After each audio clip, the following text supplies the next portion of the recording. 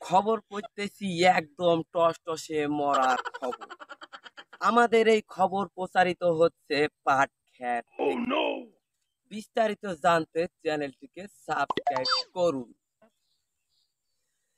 আগামীকাল ৪১টা ৮৩ মিনিট ১২৯ সেকেন্ডে বিরাট এক অ্যাক্সিডেন্ট হয় কল্লাখাড়া গ্রামে।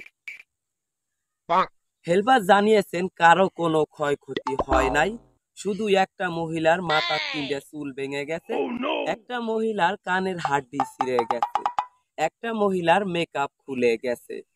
মেকআপ খোলা মহিলাটি তার গার্লফ্রেন্ডের সাথে ব্রেকআপ হয়ে যায়। এছাড়া আর কারো কোনো ক্ষয়ক্ষতি হয় নাই, সকলেই সুস্থ শরীরে নিহত হয়ে গেছে।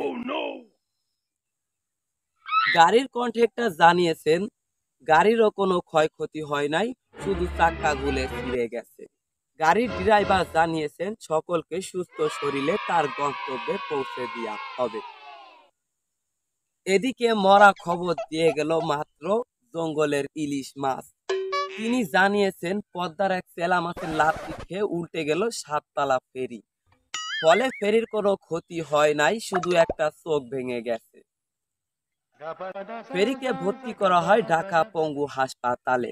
ওখান থেকে তিনি সুচিকিৎসায় শিক্ষিত হচ্ছেন না, তাই তাকে ভর্তি করা হয় নাক কান গলা হাসপাতালে। ওখান থেকেও তিনি সুচিকিৎসায় সুস্থ হচ্ছেন না, তাই তাকে বাংলাদেশের দুচিকিৎসায় সুস্থ করার জন্য পাঠানো হয়েছে। ওখান থেকে ডাক্তাররা জানিয়েছেন আশা করা যায় ৩৯.৫ বছরের ভিতরে তিনি দুচিকিৎসায় শিক্ষিত হয়ে আবার ফিরে আসবেন পদ্মা নদীতে। এদিকে ঘন ঘন কারেন্ট যাওয়াতে ঠান্ডায় জ্বলে পুড়ে মরছেন দেশ ও বিদেশের বন্ধুগণ। এর জন্য ৩,৩,৩৩৯ জন শৈলে ইন্দুরের এক গণমিছিল বের হয়। গণমিছিলটি শুরু হয়েছে আমাদের সলিথা থেকে। সাংবাদিকরা জানিয়েছেন শৈলডুবি গিয়ে মিছিলটা শেষ হওয়ার আশা করা যায়। এদিকে আজকের নিউজটাও শেষ হয়ে গেল।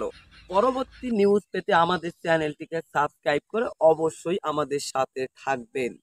খোদা হাফেজ, বাই বাই, খোদা হাফেজ।